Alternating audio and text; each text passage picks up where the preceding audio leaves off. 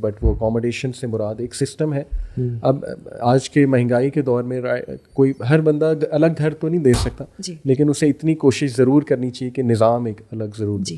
But realistically speaking ہماری جو majority audience بھی ہے اور جو ہمارے لوگ ہیں وہ فی الحال کمبائنڈ فیملی سسٹم کا حصہ ان دا سینس کہ ساس سسر کے ساتھ ہی رہ رہے ہیں. تو ریئلسٹکلی جب آپ ساس سسر کے ساتھ ہیں تو تب ہسبینڈ کو کیا ایڈوائس آپ کی طرف سے ہوگی کہ کیا کرے وہ؟ اب گھر لینا تو بہت مشکل ہے اور فالس ہوپس بھی نہیں دلائے جا سکتے ظاہر ہے وائف کو کہ نہیں ہم کر لیں گے. تو بینگ ان دیٹ سسٹم کیا جو ہے وہ ٹیک کیئر ہونا چاہیے؟ دیکھیے آنیسٹلی اسپیکنگ مجھے لگتا ہے کہ کتنا بھی سمجھدار مرد ہو اور کتنا اس میں اس کی اسٹرانگ ایموشنل انٹیلیجنس ہو, وہ آ کے پھنس جاتا ہے بیچارہ. بالکل ہی از سینڈوچڈ لائک اینی تھنگ. And honestly speaking I blame the mother more than the wife. وہ تو اپنا گھر چھوڑ ووڑ کے آئی ہے, she is got her life has just begin.